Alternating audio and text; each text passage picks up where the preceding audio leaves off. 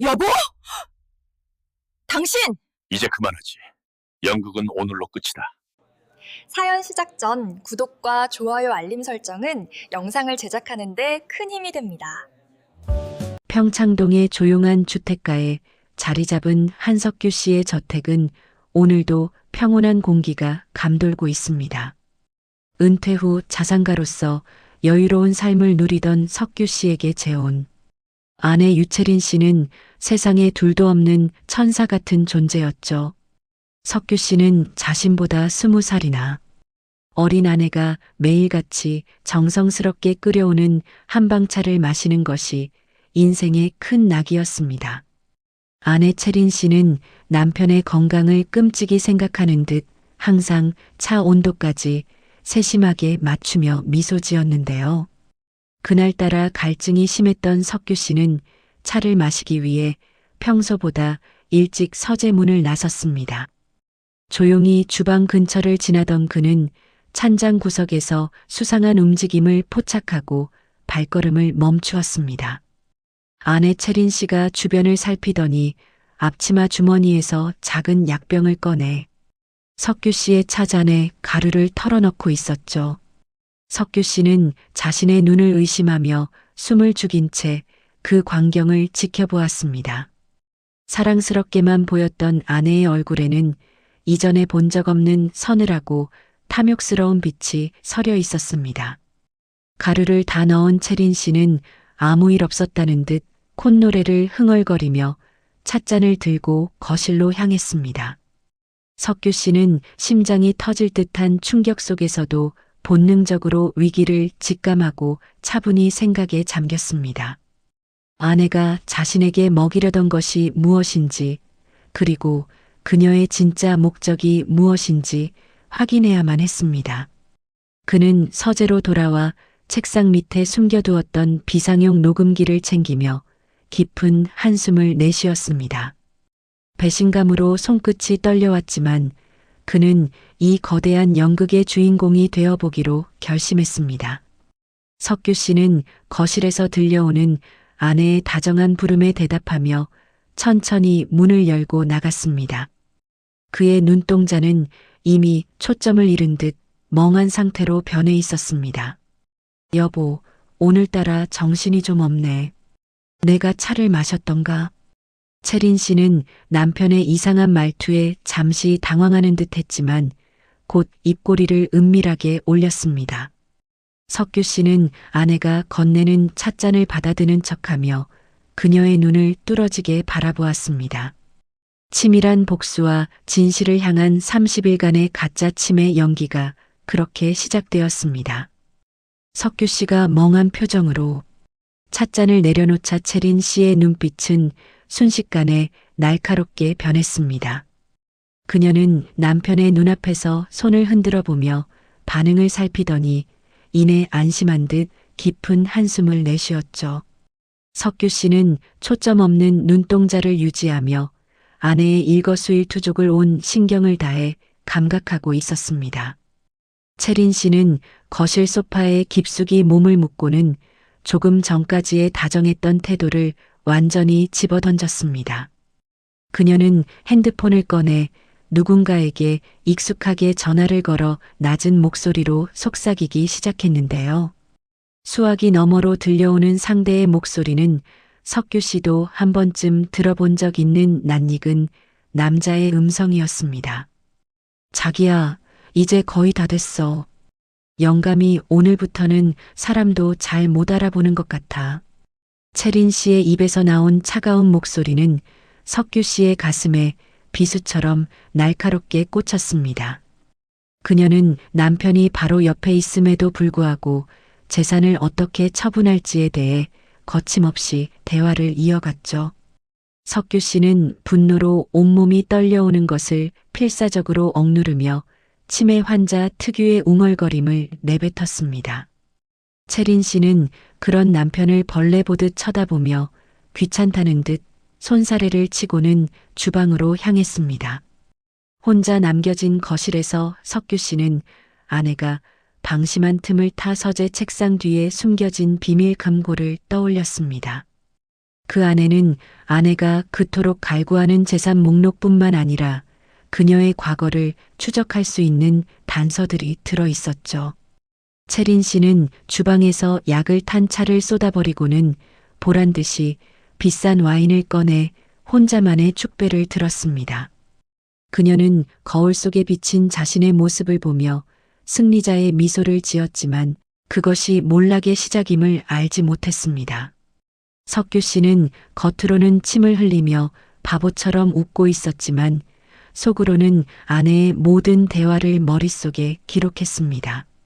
배신당한 노인의 슬픔은 어느새 차가운 복수심으로 치환되어 저택의 공기를 무겁게 짓눌렀습니다. 아내가 내연남과 함께 해외 도피를 꿈꾸는 동안 석규 씨는 그녀가 빠져나갈 수 없는 거미줄을 치고 있었죠. 가장 가까운 사람이 가장 무서운 적이 될 수 있다는 사실을 석규 씨는 뼈저리게 실감하고 있었습니다. 채린 씨가 취기에 취해 거실 바닥에 쓰러져 잠든 사이 석규 씨는 감았던 눈을 뜨고 서늘한 안광을 뿜어냈습니다. 그래, 어디 끝까지 가보자고.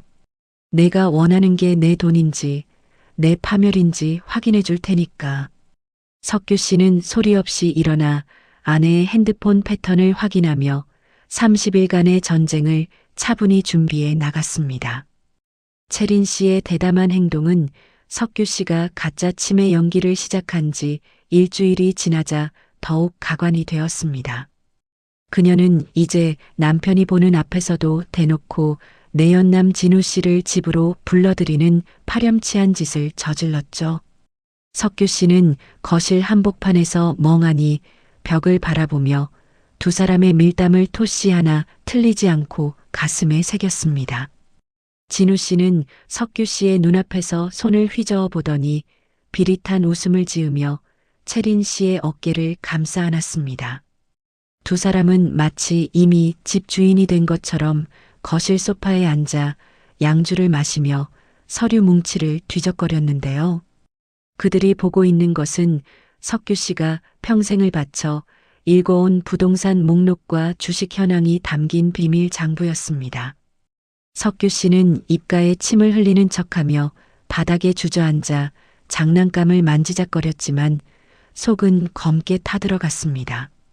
하지만 그는 철저하게 자신을 숨기며 아내가 서재 금고의 비밀번호를 어떻게 알아내려 하는지 지켜보았습니다. 채린 씨는 남편의 손등을 꼬집으며 영감님, 금고 번호가 뭐야? 기억 안 나? 라며 날카로운 목소리로 쏘아붙였죠. 석규 씨는 그저 허허거리며 우리 엄마가 밥 먹으래. 라는 엉뚱한 대답으로 그녀의 의심을 피해갔습니다.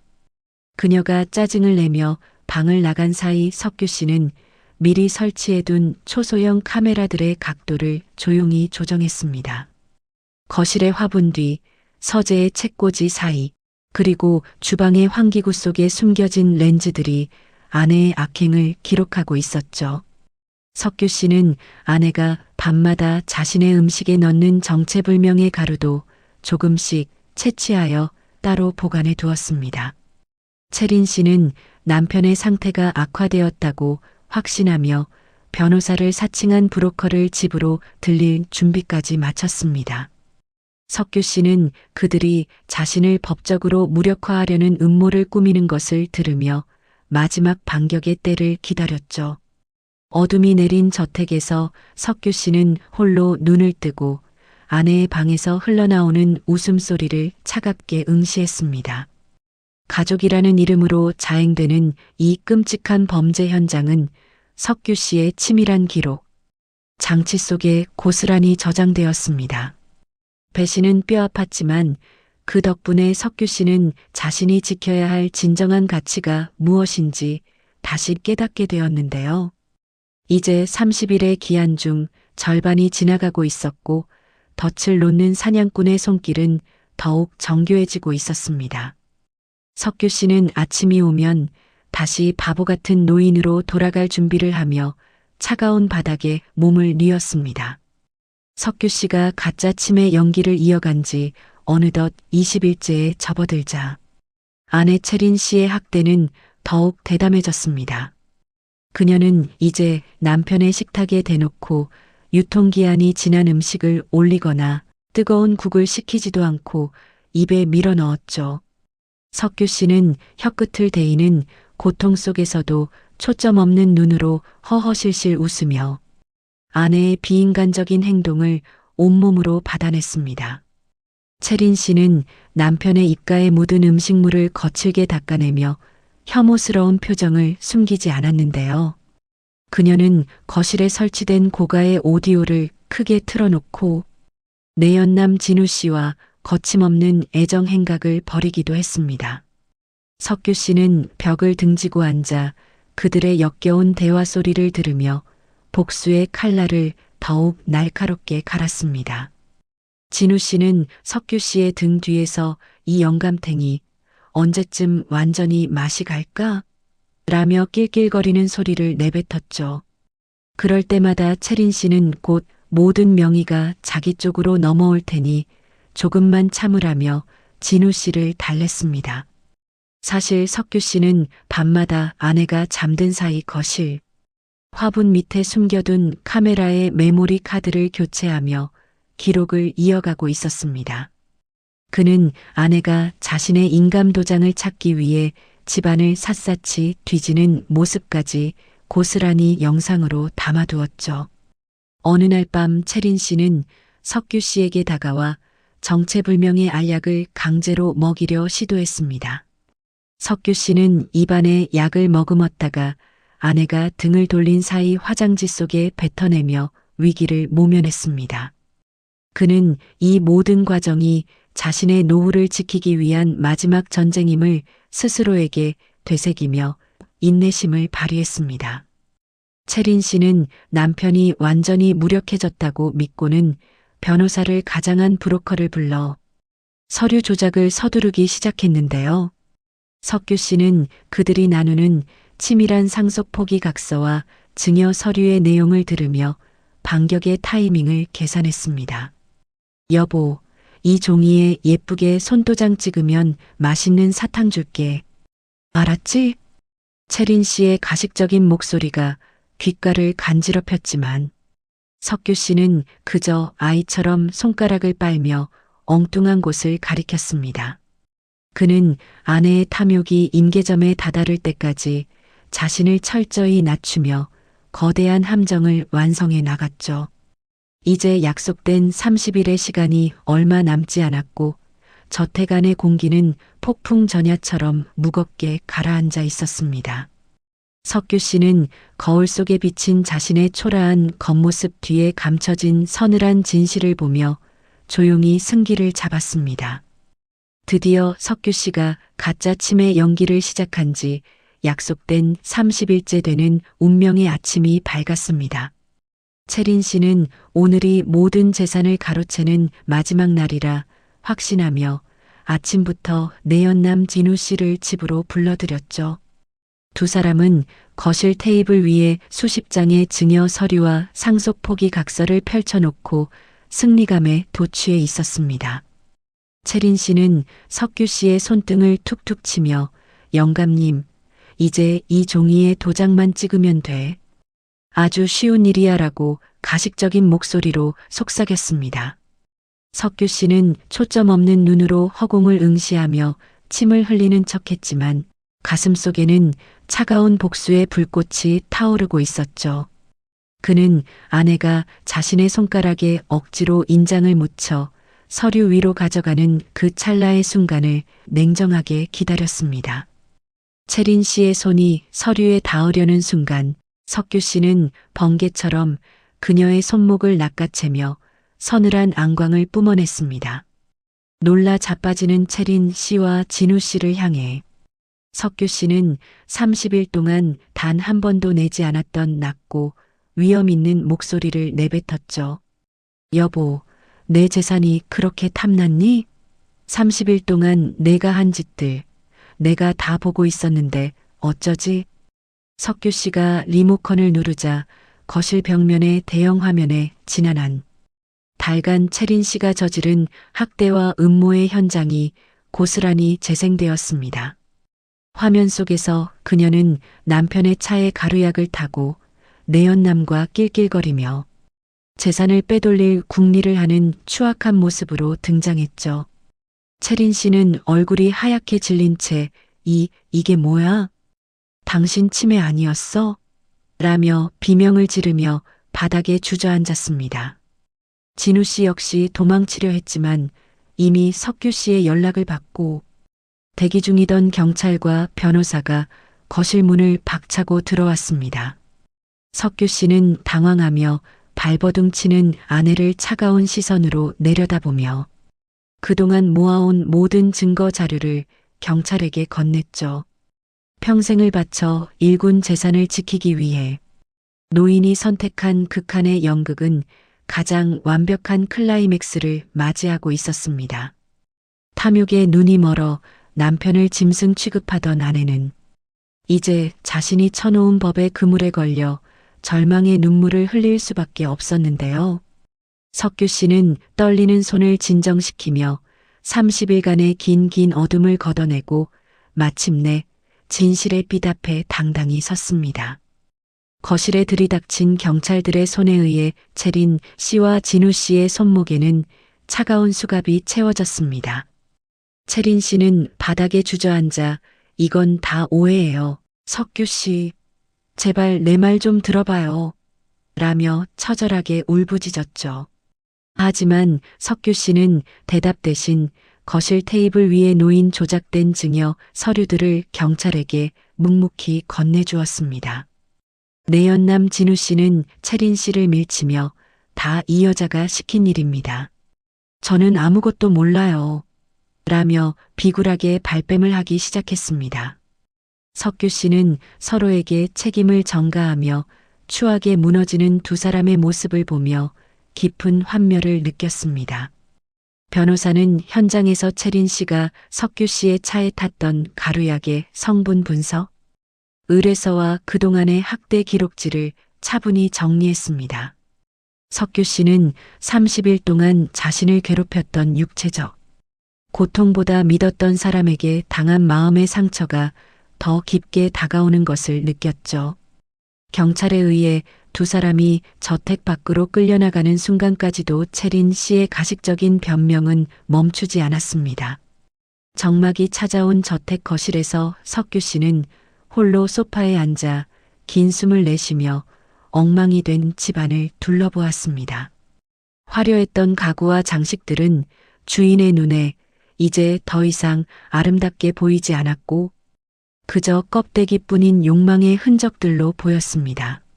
석규 씨는 비로소 치매 환자라는 가짜 가면을 벗어던졌지만 마음 한구석에는 쓸쓸한 바람이 불어왔습니다. 자신의 전 재산을 지켜냈다는 안도감보다는 인간이라는 존재에 대한 근원적인 회의감이 그를 괴롭혔던 것이죠. 그는 변호사에게 재산 환수 절차와 혼인 무효 소송을 차질 없이 진행해달라고 당부하며 서재로 향했습니다. 배신자들을 몰아낸 집안은 고요해졌지만 석규 씨는 이제야 진정으로 자신이 누구인지 돌아볼 시간을 갖게 되었습니다. 지옥 같았던 30일의 연극은 끝이 났고 이제는 무너진 삶의 조각들을 하나씩 다시 맞춰야 할 시간이었습니다. 법적 절차가 신속하게 진행되면서 채린 씨와 진우 씨가 공모하여 빼돌리려 했던 석규 씨의 자산은 모두 제자리로 돌아왔습니다. 경찰 조사 과정에서 채린 씨가 석규 씨의 차에 탔던 가루가 단순한 수면제가 아니라 장기적으로 인지 기능을 저하시키는 약물이었다는 사실이 밝혀지며 주위의 공분을 샀죠. 석규 씨는 법정에서 담담한 표정으로 피고인석에 앉아 있는 채린 씨를 바라보았습니다. 한때 사랑했던 여인이 재판장에게 선처를 구하며 눈물을 흘리는 모습은 이제 석규 씨에게 아무런 감흥도 주지 못했습니다. 그녀는 재판이 진행되는 내내 석규 씨의 눈을 피하며 자신의 잘못을 뉘우치기보다는 잃어버린 돈을 아까워하는 기색이 역력했는데요.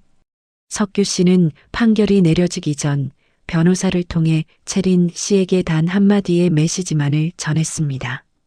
돈 때문에 사람의 목숨과 영혼을 팔았던 내가 가장 먼저 잃게 될 것은 바로 그 돈이 될 것이다라는 차가운 경고였죠. 결국 채린 씨는 중형을 선고받고 교도소로 이송되었으며 그녀가 탐냈던 80억 자산은 단 1원도 그녀의 손에 들어가지 않았습니다. 석규 씨는 재판장을 나오며 가슴을 짓누르던 무거운 짐을 비로소 내려놓는 기분을 느꼈습니다. 돈이라는 독이 든 성배를 마시려 했던 자들의 최후는 참혹했고 그들이 남긴 것은 허망한 후회뿐이었습니다.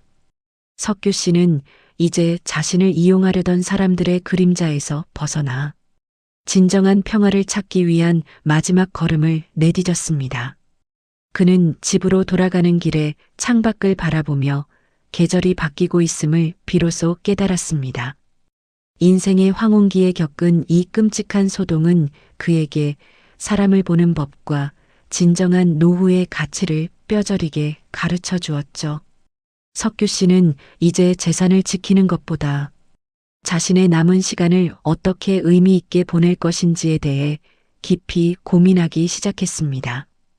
탐욕의 잔해는 치워졌고 그 자리에는 다시금 고요하고 정직한 일상이 조금씩 싹트고 있었습니다. 모든 폭풍이 지나간 후 석규 씨의 저택에는 이전과는 다른 고요하고 투명한 평화가 찾아왔습니다. 그는 아내의 흔적이 남은 거창한 가구들을 정리하고 집안의 공기를 환하게 바꾸기 위해 창문을 활짝 열었습니다. 석규 씨는 평생을 바쳐 모은 80억이라는 자산이 때로는 사랑하는 사람의 눈을 멀게 하는 독이 될 수 있음을 깨달았죠.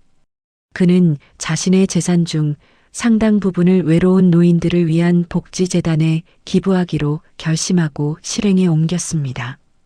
돈을 움켜쥐고 있을 때보다 오히려 나누기로 마음먹었을 때 석규 씨의 마음은 비로소 구속 없는 자유를 얻었습니다. 그는 이제 화려한 파티나 비싼 술 대신 정원의 작은 꽃들을 가꾸며 소박한 일상의 기쁨을 만끽하고 있습니다. 가짜 침에 연기를 하며 보냈던 그 처절했던 30일은 그에게 인생에서 무엇이 가장 소중한지를 가르쳐준 귀한 시간이 되었죠. 가끔 창밖을 보며 회한에 적기도 하지만 석규 씨의 얼굴에는 이제 배신감이 아닌 너그러운 미소가 감돌고 있습니다. 자녀들도 재산을 탐내기보다는 아버지의 건강과 평온을 먼저 묻기 시작하며 가족 간의 신뢰도 조금씩 회복되었습니다. 탐욕이 휩쓸고 간 자리에 피어난 진실된 마음들은 석규 씨의 남은 생을 따뜻하게 비추는 등불이 되었습니다. 석규 씨는 오늘도 따스한 햇살 아래서 차 한 잔을 마시며 자신의 노후를 스스로 지켜낸 긍지를 가슴에 새깁니다. 폐륜과 배신이라는 어두운 터널을 지나온 그는 이제야 비로소 진정한 인생의 황혼기를 맞이하고 있습니다. 그의 이야기는 재산보다 사람의 도리가 먼저라는 단순한 진리를 세상에 다시금 일깨워주며 깊은 여운을 남깁니다.